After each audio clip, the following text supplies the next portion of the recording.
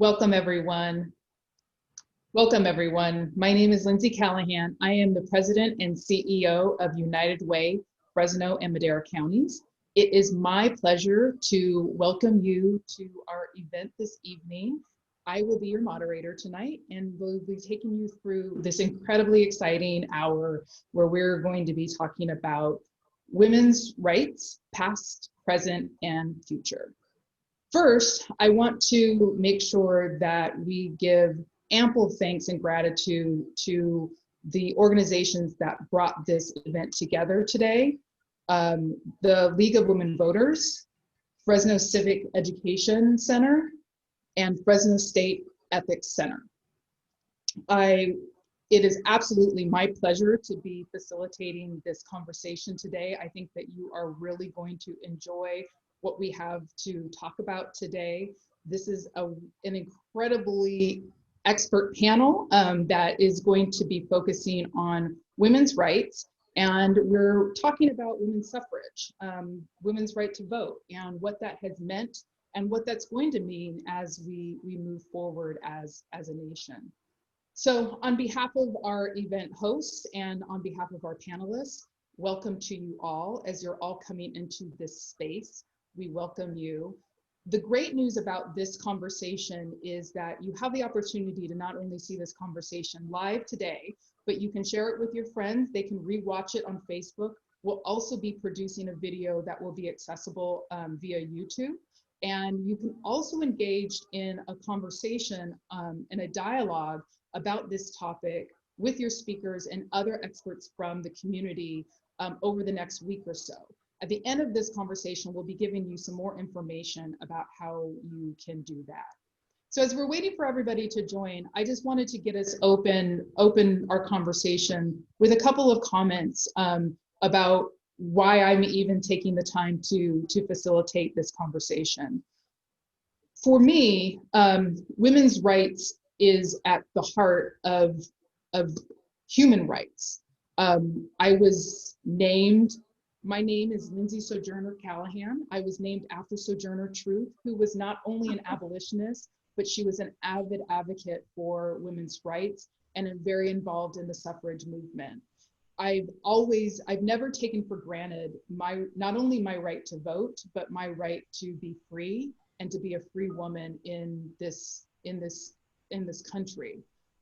What that means for us, I think, needs to not be glossed over. I think that we need to think about what that means for us and how we can continue to advance the rights of women in our country, in our state, and in our community. Because it is the opportunities that come along with the right to vote. It is the opportunities that we have to not only be free, but to be successful, to be economically independent. I can imagine that my grandmothers never could dream, and my great-grandmothers could only think that it could be possible that I am here today as president and CEO of United Way, and I own my own house. That would not have been true 100 years ago. I drive a car, I vote, I do all of the things, I'm economically successful, and that's frankly what this is all about. So that's why this panel is so incredibly important. And as we think about where we have come from and we think about where we are, especially just now, a week and a half shy of an incredible national election that told us so much about the story and painted so much more history for the United States of America. What we really need to be thinking about is our future and the future of women, the future of girls, the future of our daughters, and what tomorrow will bring for women's rights, and what it is that I am unable to even dream of for my granddaughters that have yet to be born. That's what's exciting about this time in our history, and exciting about the leaders that we have on our panel today to discuss women's rights and to really share with you all about some of the pieces, both in their experience, but even more really about their hopes and their dreams of what can come for women's rights in our community. So without further ado, I want to take a minute to once again thank our sponsors, because I'm still seeing people come into the room. So thank you to the League of Women Voters, to the Fresno Civic Education Center and the Fresno State Ethics Center, who really dreamt up this idea of having this panel to talk about women's rights. And thank you to our panelists for taking the time today to share your hearts and share your wisdom with our audience. I want to remind our audience, while you are observing the conversation, we encourage you to provide questions and comments as the speakers are sharing information. We will try to get to questions. We actually have some time for questions at the end, and so we would be more than happy to answer your questions, but also just having that ongoing conversation. We really want this dialogue to be interactive. So if you have comments that you want to share, please put them into the chat box, and we are more than happy to read them. So I want to introduce our panelists, and then we're going to get right into our conversation.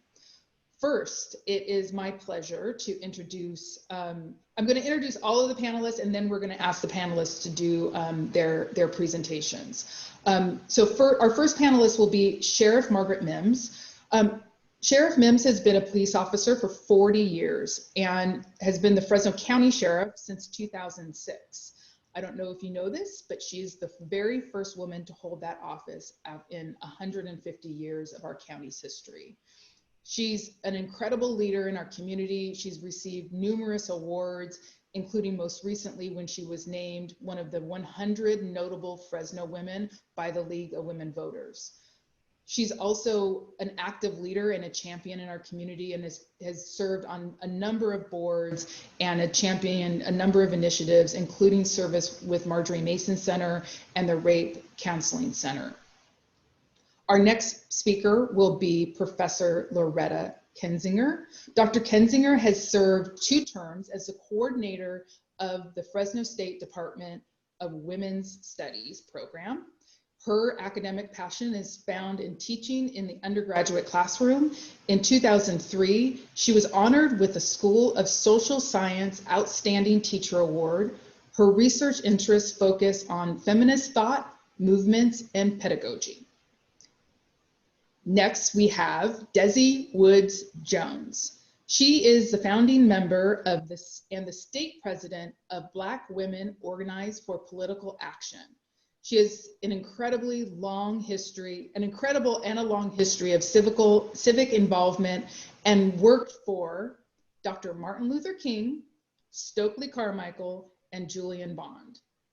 Ms. Dezie was the first woman to run for the mayor of Oakland and served as vice mayor from 1996 to 1997. And finally, we have Alajandra Salazar. Alajandra is pursuing a major in public policy at Stanford University. She was born, that just makes me smile. She was born and raised in Fresno, California, and is the proud daughter of Guatemalan and Mexican immigrants. She graduated summa cum laude from Roosevelt High School and obtained her AA degree in American Sign Language from Fresno City College. She is currently working on her goal of becoming polyglot by learning Arabic and Cachiquel. You're going to have to tell me about that one, Alajandra, which is a language used in central Guatemala. So you have an incredibly diverse and smart panel that is going to be presenting today. I'm going to invite each of our panelists to share a little bit, about 5 minutes, about why this panel is so important and their thoughts about women's rights, past, present, and future. Sheriff Mims, will you open for us? Yes, I will. And thank you again to the sponsors for this opportunity. And I really miss meeting people in person, but this is what we need to do right now. And I appreciate the opportunity. As far as the topic, women's rights, past, present, and future, as I think about the past, my maternal grandmother was born in 1901 in Oklahoma Indian Territory. It wasn't a state until 1907. And so she was 19 when women received the right to vote in 1920. What I regret is I never talked to her about that. I never talked to her about if even when at that particular time people were just trying to make ends meet. You know, we were a poor family, and I just never talked to her about that. And so what I think about is important, especially to the young women that might be watching today, is if you have a grandmother alive, please talk to them and ask them questions about their experiences, because I really regret that I never talked to her about that. Both of my grandmothers never learned how to drive. Neither one had driver's license. And when I think about the past, I think that's kind of an important issue, because I think women at that time felt that they didn't need to drive, or maybe that wasn't an important skill for them to learn. But neither one of them learned how to drive or had a driver's license. And when I think back about what they would think now about the opportunities that we have, Lindsay, you hit the nail on the head about the opportunities that opened up as years have gone by, that now women have. Also in the past, when my profession, and we all have our experiences based on our own lens, in law enforcement, when I look back at the past, I didn't have women mentors. There weren't many women in my profession. And I can just think of a handful. And so I need to give credit to the men who were my mentors. I think that's an important thing to do, that men stepped forward and mentored me and helped prepare me for my future. And I need to give them credit for that. And as far as the present, I think when it comes to women, especially in a profession like mine, where it's 24/7, we still work schedules and weekends, and we have to work holidays, and still women in the household are looked at as being the primary caregiver for the children, the one who has to find the next babysitter, the one who has to have plan A, B, and C for if that babysitter is not available, to provide the groceries, to provide the food. I think that's still a challenge that women need to overcome. And it's very difficult in any profession where you have shift work, for instance, to get the experience that you need to be able to promote. Because then when you promote, you've got to start all over again. You're the one working those weekends and working those holidays. And how do you deal with that, with running a family, running a household? And that's still a challenge in the present day. As far as the future, I'm really satisfied to see that there are more and more women involved, for instance, in my profession in law enforcement, because now there are more women mentors available out there. And not only is it important to actively mentor, but to be able to be in a place of leadership where young girls, young women can look and say, that's possible. It's possible for me to be able to do that, just because they see more and more women in leadership positions. And I will say, especially when it comes to electeds in Fresno County, our voting population is not afraid to elect women. They aren't. We have a great history with our county electing women to leadership positions. And I think that's something that we should all be very, very proud of and should lift us up. And to close, we all are not going to agree on our politics, our policy, our ideas, but I think it's still important, even if you disagree, to hold women up, to support each other. Because I think we have to admit that sometimes women can be our own worst enemies. I mean, even with each other. And we have to stop that and make sure that we lift each other up, because that way we're really going to make progress, and supporting each other is so important. Thank you. Wonderful. I love it. Hit on so many amazing points. Love this idea of mentorship. I also love this idea of making sure that you ask the story and that you actually talk to your elders about their history, and that we share our history. That's wonderful. Thank you for sharing, Sheriff Mims. Okay, so next we are going to invite Dr. Loretta Kensinger to share. Loretta, are you there? Yes, hello, thank you. And I really appreciate this opportunity. I do want to say I am an academic, so I prepared a more formal talk. So I'm going to read this. I hope it gives you a lot to think about. I've tried to pack in as much as I could of history and current thinking in women's studies. And I too will be talking about the past, present, and future. So I want to thank my colleague, Dr. Leslie Oliver, for giving me words to start with. We are grateful to be on the traditional homelands of the Yokuts and Mono peoples, whose diverse tribal communities share stewardship over this land. I start here because when we talk about anyone's rights, we must start with a recognition of context in which those rights emerge. We must recognize where we are. The history of women's rights on this land is bound up always in the twin legacies of colonization and slavery. Both require us to ask questions of who we see when we hear the discussion is about women's rights. Too often, this has been a word dominated by gendered white experience. The experience of discrimination by those women is real. And because they were the dominant group in our society, sexist standards and laws applied to them would have profound impact on all women. For example, the US legal system embedded the English standard of coverture, the idea that married woman was dead in the law. Her existence was covered by her husband. This meant that early struggles for rights for white women in the northeast coast of the United States was the struggle for the legal rights to property, to their children, to protection of their bodies from abusive husbands and unscrupulous employers. But the impact of coverture differed for women depending on colonialist and racialized experience. In 1848, the US war with Mexico brought many Mexican women under United States law. Spanish colonial law did not have the same limits on women's property ownership in marriage. So while New York women fought for the Married Woman Property Act, newly American Mexican women were fighting to retain their property. White women had resources to dominate the mainstream conversation on women's rights. But whose ideas are the ideas of equality and justice they drew on? Paula Gunn Allen and Sally Rosh Wagner have shown how early white activists for women's rights found inspiration observing the egalitarian structure of the Haudenosaunee nations. While Native American women worked to protect sovereignty and egalitarian communal traditions from colonial incursions, colonizing women were inspired to seek rights their neighbors experienced.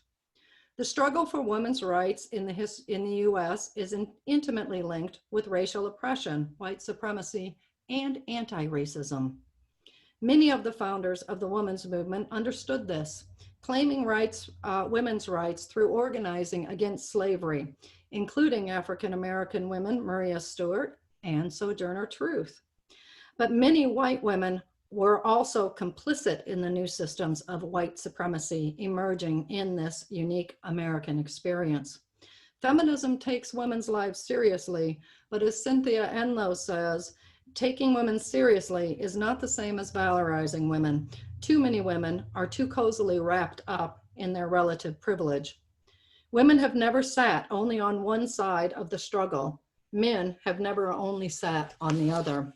Today's feminism takes seriously the lives of all in its struggle against sexist oppression. So women's rights includes seeking self-determination for a range of gender expressions. The present. We must ask what is meant by equal rights. Does it mean same?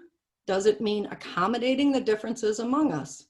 Too often we mean, how do women compare to men? But we must also ask, why do we not hold men up to being equal to women? CEDAW insists a change in the traditional role of men as well as the role of women in society and in the family is needed to achieve full equality of men and women. The experiences of migrant women in US detention are certainly raising some of the most urgent issues of women's rights in our days, including recent evidence of coerced sterilization, access to prenatal and pregnancy care, and the right of mothers and fathers to parent, love, and nurture their children. COVID has impacted the lives of women, particularly women of color, profoundly and differently from the lives of men. Even previous to this pandemic, some scholars worried that movement towards rights had stalled. The pandemic has worsened this. Women, disproportionately women of color, are 70% of healthcare workers worldwide, but often exist in that field's lowest paid, most precarious ranks. Hospitality, education, service jobs, retail, all jobs dominated by female, all disproportionately hit by the pandemic. The area many families most need right now, childcare, is one of the industries most impacted. The future. In the realm of rights today, we face many challenges. Certainly women's history with voting rights teaches that our rights are not secured indefinitely. As Angela Davis says, freedom is a constant struggle. But we have tools at our fingertips that others have fought to provide. One tool is to take an intersectional gender lens to everything we come across. Intersectionality has expanded and improved our approach to the idea of women's rights. To take one example, Black women activist scholars in the 1990s challenged how we think about reproductive rights, moving us to think about reproductive justice, taking not just reproductive access, but also parenting and our ability to parent into account.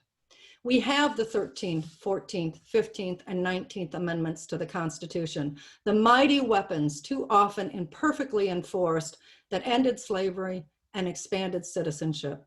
To paraphrase Dr. Martin Luther King Jr., each bending the moral arc of the universe toward justice.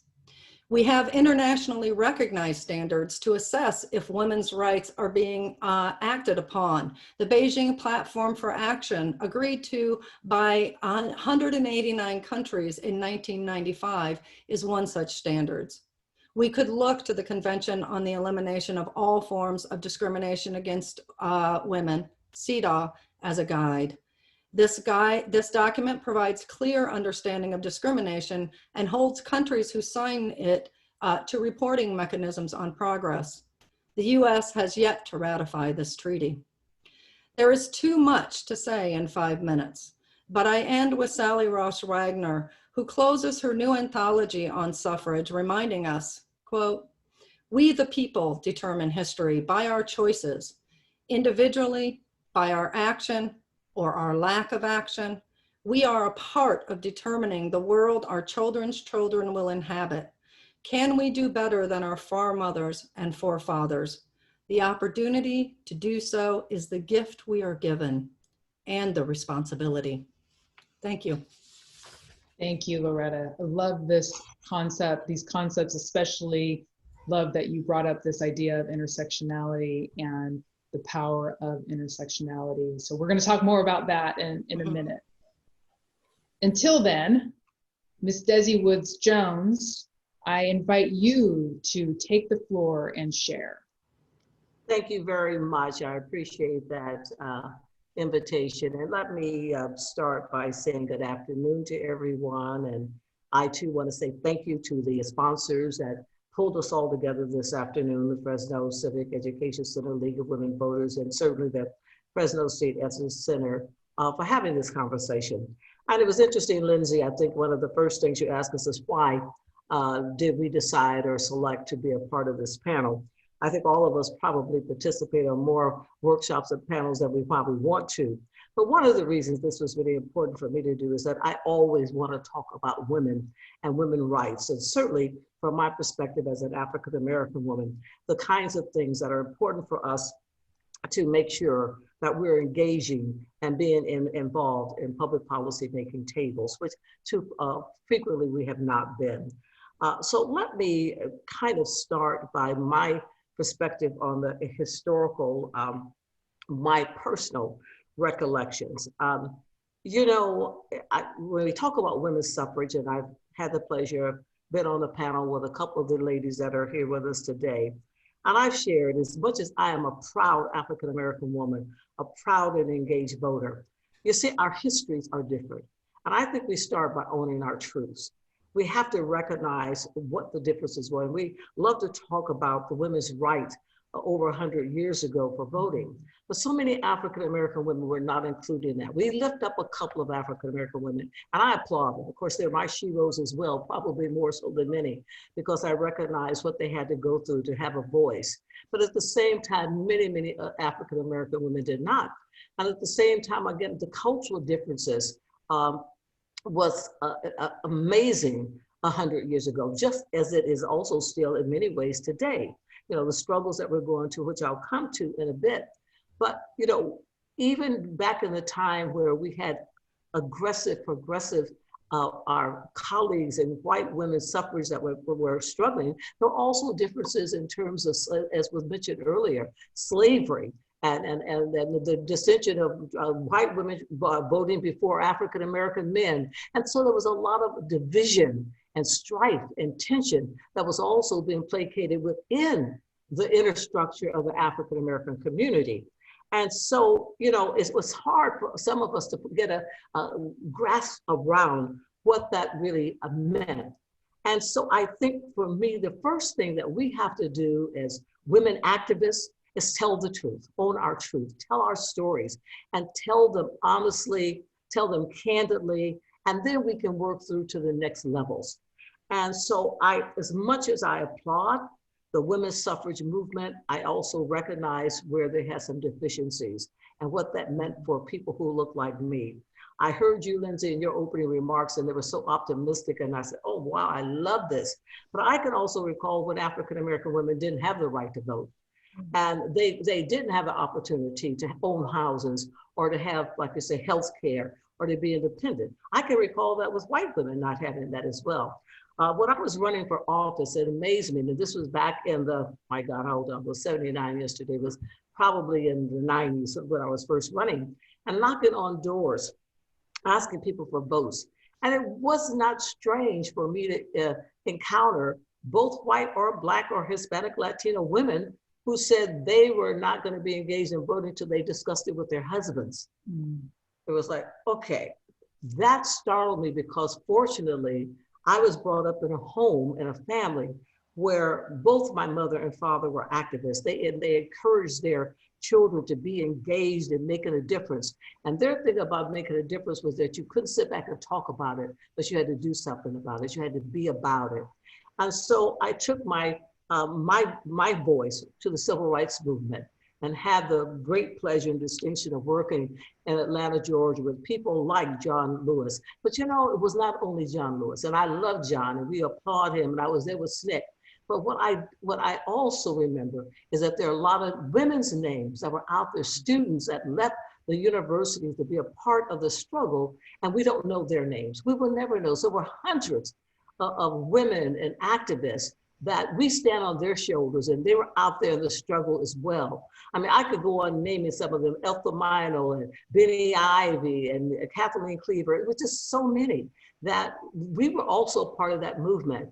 And so oftentimes who gets elevated were the Black men. So that comes to my history of saying when I left civil rights movement in the South and moved back to the Bay Area, that got me interested in looking at getting African-American women engaged in the political process. Because I knew that if we were not involved, if we were not at the table, we were not fighting for our place, we would not have a voice.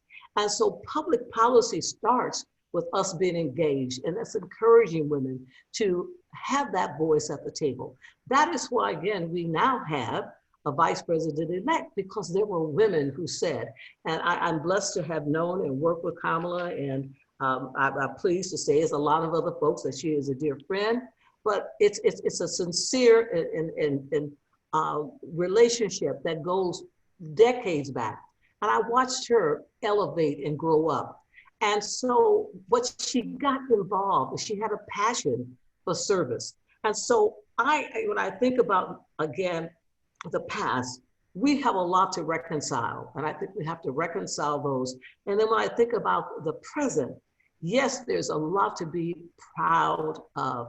I look at now a lot of young people in the Black Lives Matter movement who are rising up and saying, we have to have a voice, but they're not just talking about Black Lives Matter. They're saying, let's get in and look at systemic changes in our system, our public policy, whether it's racism or social justice or criminal justice or healthcare, education. And so they are coming to the forefront, and I just applaud them. I'm so proud of their energy now that they are coming to the forefront. For a while, it was almost like there was a void and a vacancy of not having them engaged in the struggle to advance women's movement and women's involvement. So I applaud that effort.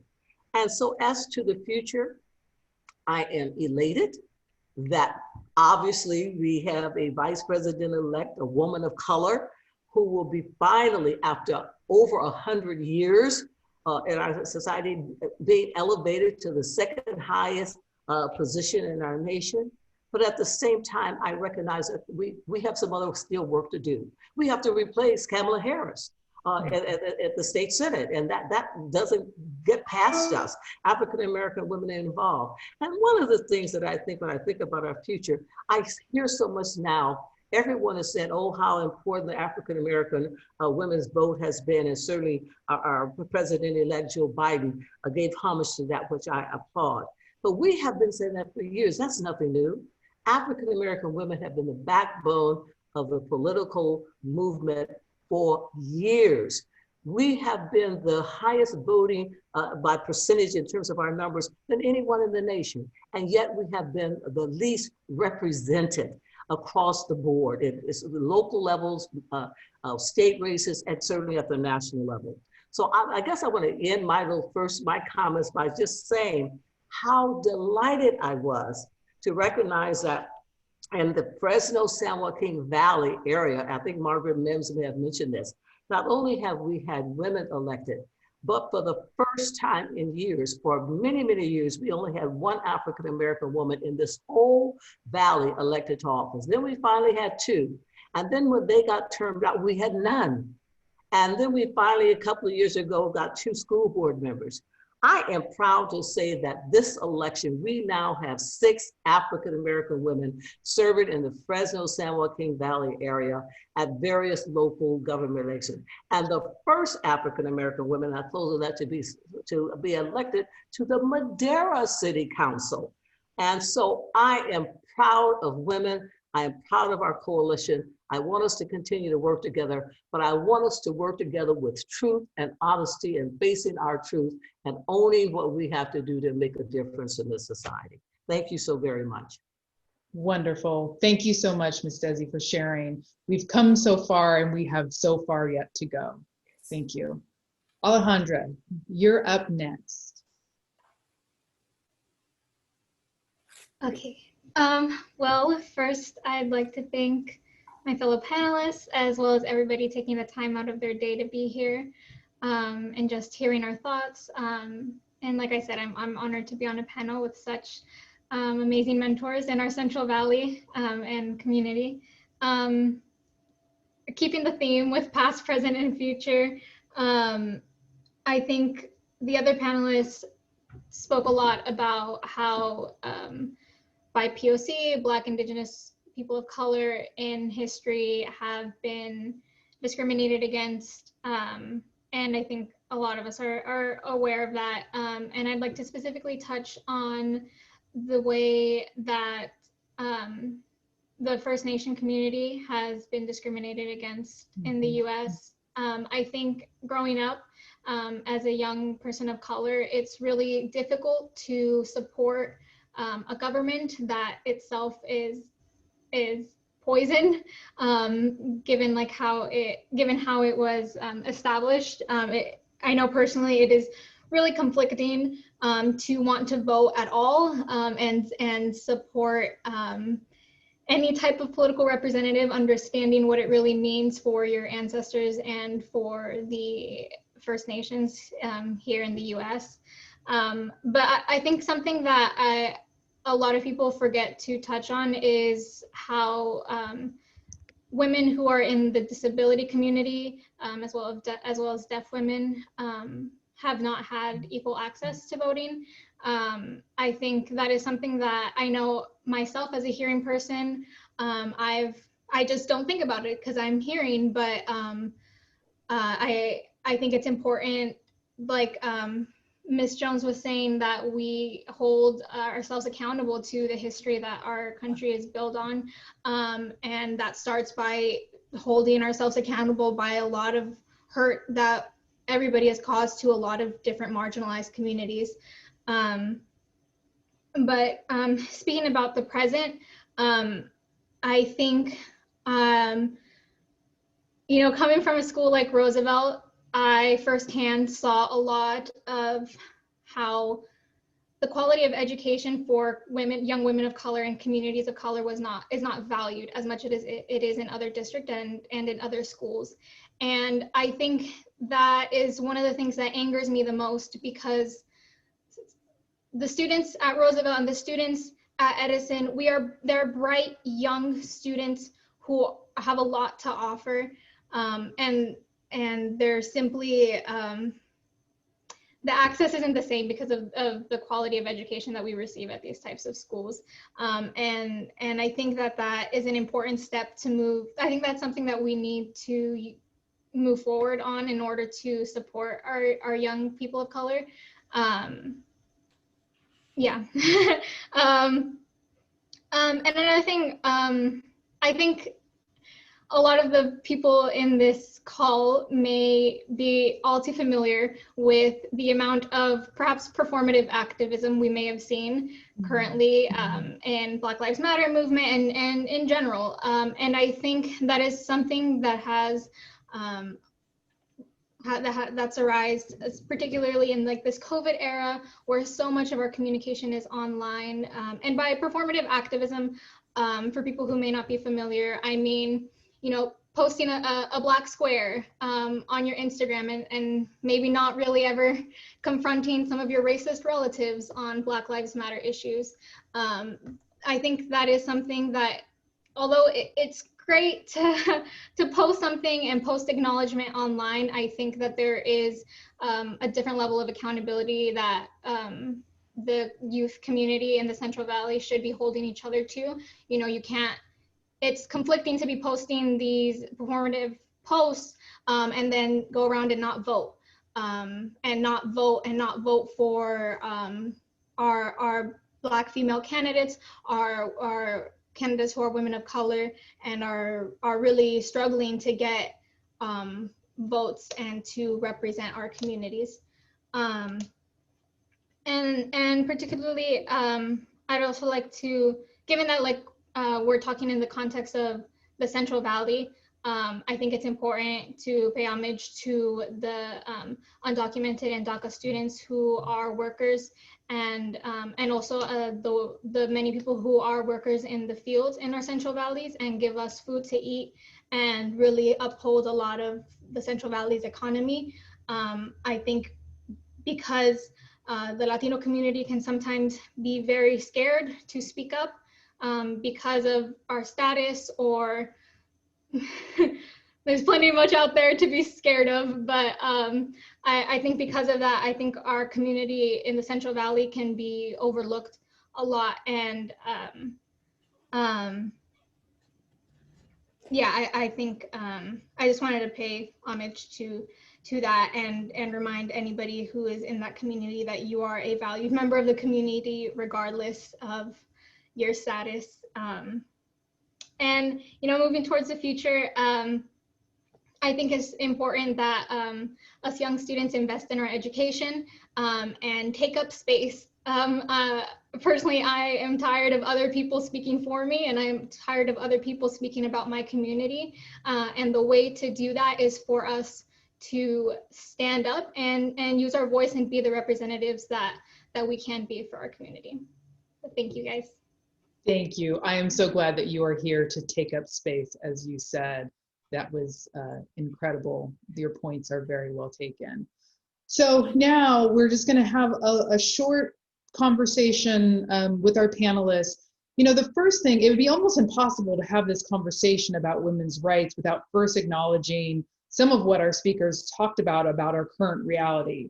both the COVID-19 pandemic and the ensuing crisis that we've had economically, and every other crisis that's followed along the path of the COVID-19 ravaged, the Black Lives Matter movement that followed along the murder of George Floyd, so the racial injustice that's happening in our country, as well as the election that just happened. So I'm wondering if the panelists could talk a little bit about the women's role in the most recent election and reflect maybe just for a minute or two about the role women played in the election last week.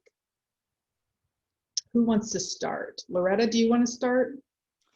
I haven't, I'd be happy to say a few words on that. I haven't dived into the stats yet on the Center for American Women in Politics because the counting was still going on, so the stats are still a little wonky. But I would say that I'll say some general things. As my colleague on the panel has already noted, Black women are definitely one of our strongest voting blocks in the United States. They show up and they vote, and they vote in record numbers.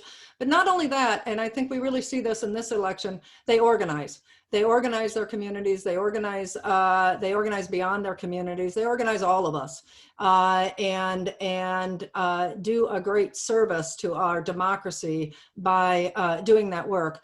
We have seen some of that work also going on within the Latino community, and that needs to be recognized. Latino voters are now making up a very significant part of our electorate, and Latino women are a very significant part of that coalition, certainly for the Democratic Party, and I think that's really important. Women don't vote as a bloc, so that's important for us to recognize, as we can see in the voting disparities between white women and women of color, right? We do not vote as a bloc for very particular parties, so that's important for us to notice. But we also can break that down even further. We need to think about single versus married women. We need to think about LGBTQ women in that vote. We need to think about religious and what kinds of religious voters we're talking about. So the woman's vote breaks down in all sorts of different ways. That's what I'm trying to say. And it is a significant vote. It has been the majority vote in the United States since the 1980s. This is what first got us the idea of the gender gap. So I can go on forever on that. I'm teaching women in politics this semester. I'll let some other Lindsay, people talk. I'd like to just put a footnote on Sure. what was just stated. I think the comments were absolutely correct. We have seen, again, over the years, women vote across the board and at greater percentages than, again, for years, and usually, again, over 51%. Like, I have not checked all of the stats lately, but that information that I have received, but just this recent election, was that African-American women once again voted over 90%. I believe it was 91, 92% in its entirety. Whereas, again, white women voted at only 51 or 2%. Now that also says something, and again, and it goes to what Loretta talked about. You know, we're all not monolithic. We come from various classes. You've got the seniors in terms of how they vote. You've got what they call, again, women who live in the suburbs, and you have, but what's important is that if all women we can elevate and get that voting number even up, we can have, again, even a stronger voice. So women played a very, very powerful role in this election. And certainly, as has been said, and it's no secret, African-American women played a strong voice, and the Latino group of women are organizing more and coalescing around making sure they turn out their vote. So I'm just proud of the work that we continue to do, but we want the rest of the women to come join us and help us lift up those numbers a little bit more. Thank you, Ms. Dezie. Sheriff Mims, I have a question in the chat box about that. It reflects on a little bit about what you had talked about in relationship to women and work. And you talked in particular about women in law enforcement, but I think that there are lots of lessons that can be applied to the general workplace. You just happen to work in an incredibly male-dominated a career path. So the question is about what your thoughts are on the struggle of gender discrimination towards women in work, and in including this constant struggle that we seem to have with women being paid less than men get paid. Well, I have a story to kind of illustrate I feel a responsibility maybe women have when it comes to recognizing teaching opportunities. And here's my example. So I'm in one of my very first executive staff meetings that I went to. We have this round table in a conference room where the executive staff meet. And one of my very first meetings as the first woman executive in this organization. I'm sitting at this table, and one of the men in our group said a bad word. He said a very bad word. And he turned to me and he said, "I'm sorry, I didn't mean to offend you." And I recognized at that time I had a teaching opportunity here. And I said, "What makes you assume I was the one offended? It could have been anybody around this table. I happen to be the only woman. If it's appropriate, you say it. If it's not appropriate, you don't say it, no matter who's sitting around the table." And I think we need to recognize those teaching opportunities and speak up, not just sit back and let them pass, but we have to speak up. Because we have that opportunity to educate other people, and they have that aha moment that, and I'm sure I knew where it was coming from. It was coming from a gentlemanly position, but in a business setting, in a work setting, I think it's important to recognize those teaching opportunities, take advantage of them, and speak up and speak out.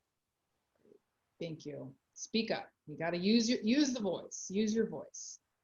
So we have a couple of questions that I think are really interesting, back to this idea that Dezie was talking about of what it means to have not only a woman as vice president, but a woman of color as vice president of our country.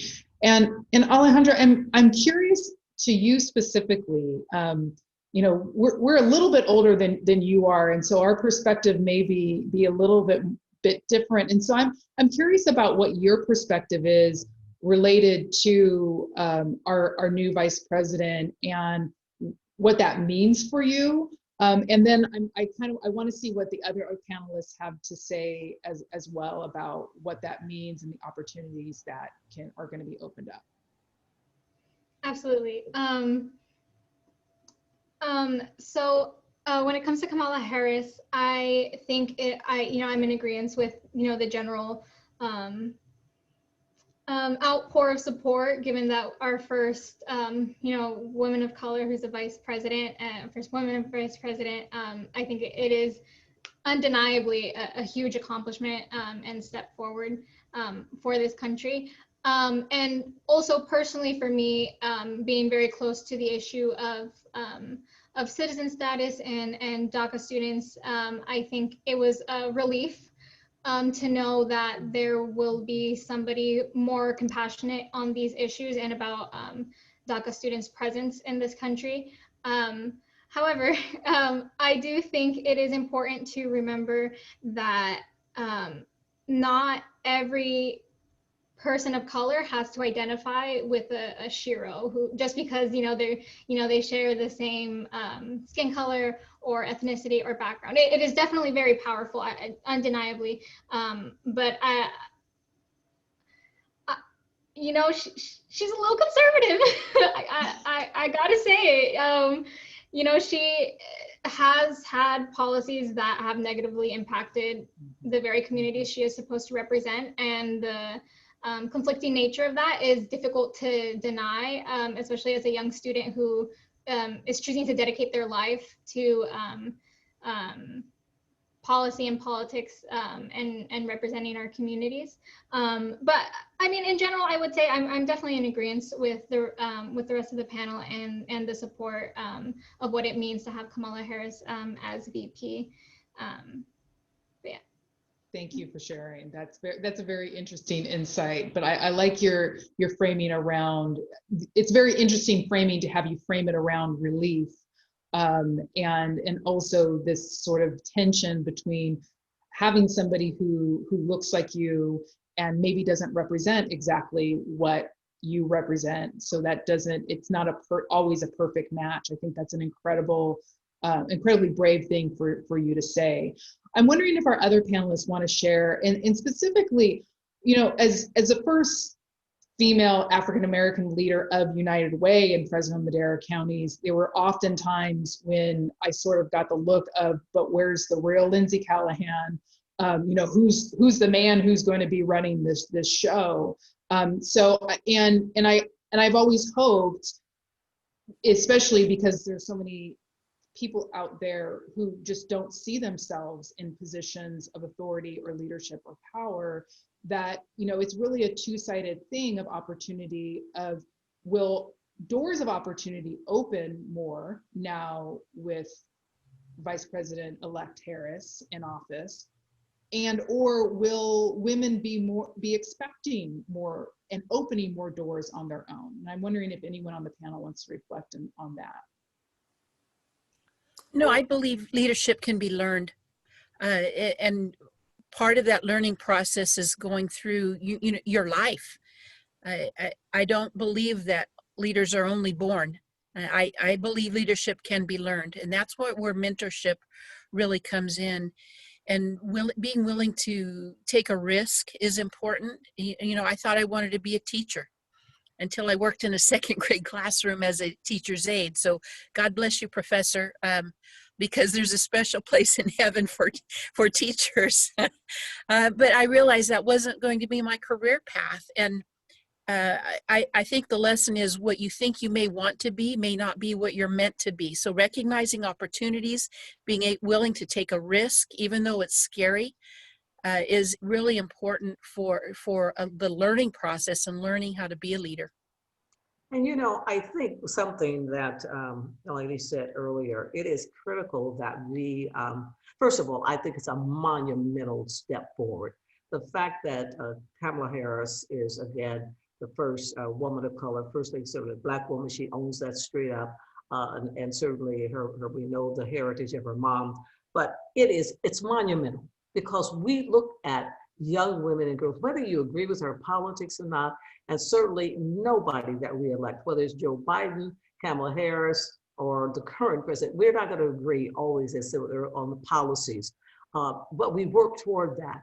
But what's important is that we see people who look like us, that have achieved and have broken down those barriers. We've been talking about breaking down barriers for how many years, lady? Over 100 years. We talk about breaking the glass ceiling. Well, we've shattered this glass ceiling finally. But look how long it took us. But I think it's monumentally important, not just because people are the same color, but I think that I agree with the same politics or policies, but because it is shown that you can, again, little girls that have not ever had someone that's in that office that resembles them, that's even a woman, that understand that they can do that. So I think it's absolutely phenomenal. Again, not because of the politics or the policies as much as, again, it shattered a long-standing myth, and so that we are qualified, we are capable. Who was that said earlier that in their particular persuasion, how many tables have we all sat around where we were the only female, and then we didn't get respected because other men, we could say something. I can remember sitting in many executive tables, and I could make a suggestion or comment, and folks would kind of and oh-hum that. And a gentleman would turn around and say the same thing, and it was the best idea in the world. It's like, okay. And to myself, I said, well, did I just say that? Maybe I was stuttering. And I had to learn that sometimes I would challenge that and take that on. And then as I got a little older and a little more mature, I realized that everything you don't have to challenge, you have to live it. And you eventually persuade, as Sheriff said, you use it as a teaching moment and you move forward. So I think, again, I have to brag because I'm celebrating all months. Yesterday was my 79th birthday. I've lived a long time, been at a lot of tables. And so I am grateful I'm still here, and I'm grateful to see the change. that finally someone like Kamala has broken through and shattered that glass ceiling. Well, it appears that we could probably have this conversation about the vice president for an hour and a half based on what's happening in the chat, but we don't have that long. So I'm going to keep us moving along. And I'm actually looking at this next question, and then we're going to start wrapping it up, is some advice. And I'm going to let each of you answer this about the advice that you would provide. So especially when you are getting shut down, or you're in that situation where perhaps your voice isn't being heard, or you have to take that risk. So what advice would you give to women who are battling against more traditional mindsets, or battling against a status quo that doesn't really go match their outfit, so to speak? And how would you advise women who are both up and coming and female leaders on how to deal with that? Loretta, do you want to start? Yeah, I'll start us out on that. I think it's such an important question, but I think one of the things we do a disservice to is to think of ourselves as alone, right? As singular in that battle. So I think if the history of the women's movement teaches us anything, it's that women didn't gain anything on their own. Kamala Harris didn't become vice president because on her own. She became vice president because years of women had worked to get women into the Senate, which is a launching pad office for the executive. So I would say, make sure you have people around you. Surround yourself with people who support you, so that and surround yourself with people who support your activism, so that when you're in that struggle, you have people who can lift you up. People outside, people who you're struggling with, they are not the ones to turn to for approval. They're not going to give it to you. You've got to have people who have your back. Right? So find that support structure, become part of a movement. Don't try to do it on your own, do it with others, and then bring other people with you along the way. And then it starts to become fun. It's a party. Alajandra, what advice do you have for other women? Well, I definitely echo what Ms. Loretta said. You know, I think personally, as a young woman of color, there have been several times already where I feel like nobody really cares what I have to say, whether it be a teacher who treats me that way, another peer, especially at school. I think there are just far too many opportunities where women, and particularly women of color, are just really shut down. And I think it's important, like Loretta said, to make sure that like you have a circle to lean back on. I think that there are a lot of mentors, whether it be family or community members, who we can look up to and who we can talk to about these issues. And it's important to connect with our elders in our community. And you know, earlier somebody said in the chat, like sometimes speaking up puts you in danger, or puts you in a position that you can't take. And I find myself personally, that happens to me a lot, because I cry very easily. I get very flustered, and it's hard to, sometimes it's not best to speak up, right? And if you can, that's amazing, but sometimes you it's not in your best interest, and it's okay. I think it's important for women to remember that we are not responsible to give every single person a sermon or teach everybody a lesson. It's not our responsibility. You know, they're not paying me to do this. It's just something that a burden that we shouldn't have to have on us. But yeah, I think the last thing I'll say is I think it's just it's really important to invest in yourself, invest in your peace of mind and in your education. That way that we can continue to take up presence in these spaces and have and be an advocate for the communities that we all represent. Thank you, Alajandra. Sheriff Mims, advice. Yes. First of all, work hard. I mean, there's no substitute for just good old-fashioned hard work. You have to work hard, and right next to that, though, is don't carry burdens that aren't yours to carry. And my example is I felt for many, many years I had to prove myself. I had to do more of this. I had to do most of that. I had to do this. I constantly felt like I had to prove myself. And I finally let that go. And I thought, I'm trained, I'm competent, I have experience. Why do I constantly feel that I have to prove myself? And when I let that go, I had that burden was lifted, and I had just such a feeling of relief. That I figured out that if somebody thinks I can't do my job because I'm a woman, that's their burden to carry. That's not mine. And I let it go. And so that's some advice. Also, prepare others to take your place. I think the professor said that. I think that's a really important aspect of what we're doing, because I'm not going to be able to be sheriff forever. I'm not going to be able to do this forever, but I can certainly prepare others to take my place. And of course, that includes women. And I think it's important also, especially when it comes to voting. I'm not going to vote for somebody just because they're a woman. And that's why I think when I talk about work hard, develop your experience, because I look at that when I vote, or when I'm promoting somebody, or I look at what your experience is. It took me decades to finish my degree. It wasn't required for me to have one to be promoted, but I knew I was going to be competing against people with degrees. And so prepare yourself and take that responsibility on to make sure that you are competitive in a market. So work hard, prepare others, and make yourself marketable. Great.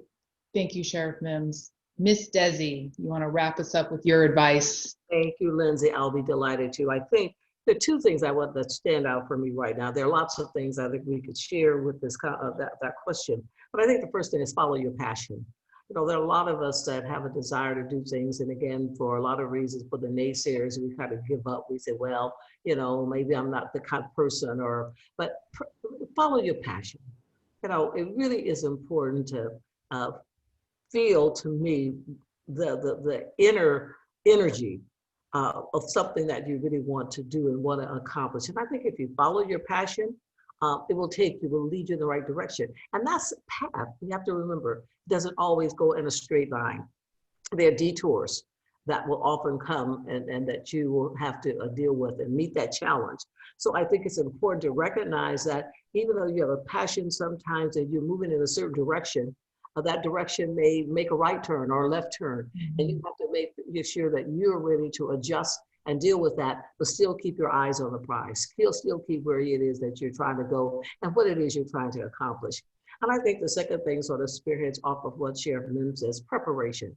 There is nothing more like, if you're, whatever it is that you are striving to do, prepare yourself. Be the best. I mean, I've gone through so many training programs where we have advise young people. They talk about they want to run for, let's say, school board. Well, have you ever been to a school board meeting? Have you ever read the documents, the board material? You want to be a member of the board of supervisors. What do you know about that position? But be prepared. It is no substitute for preparation and knowledge, because no matter what others say, you will stand head and shoulders above the others if you know your information, if you know what it is that you're addressing and dealing with, and you can speak with confidence and assurance to those issues and points. So I would wrap up by saying, have a passion for what you want to do. Be willing to make some detours along the way. If that happens to come up, be prepared for that. And then also to be prepared and make have preparation with whatever it is that you want to do, so you can stand head and shoulders above the others. Fantastic. That's a great way for us to wrap up this conversation. I want to again thank our distinguished panelists who gave us such an incredible view, but a diverse view. That was my favorite part, is that you all are coming from different places with different ways of seeing the world. And that's really what makes this whole women's rights journey so incredible, is that we are so different. And that as we look to the future and we look to what's next, it's incumbent on each of us as not only the women who are in the room, but also the men who are in the room, and all of us to be looking to our neighbors, to be looking to other people in the community, and making sure that that pathway to opportunity is very clear, and that it's not just accessible to one person and not the other person. And that's really what this conversation's about. There's an incredible conversation happening in our chat box. And the bad news is that we didn't get to answer all of your questions. The great news is that this conversation will continue on, and I'm going to invite Lene Wills to give us some more information about what the dialogue is going to be moving forward. Lene is a coordinator at Fresno's Civic Education Center, and she is going to lead us through that next part of the process. Lene, it's all yours. Thank you so much. Again, my name is Lene Wills. I'm the coordinator for the Civic Education Center here in Fresno, California, and we invite you all to join our web dialogue on women's rights beginning Tuesday, 11/17, which will be ongoing for 3 days. You can register to participate in the web dialogues by going to www.civicedcenter.org. Once you register, you can come in and out of the dialogue at any time. In order to secure equal rights, justice, and safety for women and girls, we need to understand the struggles of our past generations, current campaigns and challenges, and opportunities to change policies and awareness. Our goal is to engage the youth voice in civil dialogue and democratic participation. Through this dialogue, you will be able to share ideas with students and community experts from across the Central Valley and develop action plans to promote equal rights for girls and women in your school or community. The League of Women Voters of Fresno, California is offering 3 $500 mini grants for students who participate in the web dialogue to come up with a planned proposal. We are so excited to continue this conversation and allow this space for students, educators, and community members to engage and interact with community experts on women's rights. So please share, share, share. And again, you can register on our website for the dialogue and apply for the mini grants there. Thank you so much. Thank you, Lene, and thank you again to our panelists and to our sponsors tonight. Thank you all for coming into this space with us and spending time on this important conversation. Just to remind you that this live stream, if you want to share it with others or you only caught a part of it and you want to see the whole thing, that will be posted on the Fresno State Ethics Center Facebook page, as well as their YouTube page. Please share it. We want to share all of this knowledge with others in the community. And we look forward to seeing you in the web dialogue as we continue this conversation. Thank you, be safe, and good night. Thank you, Lindsay.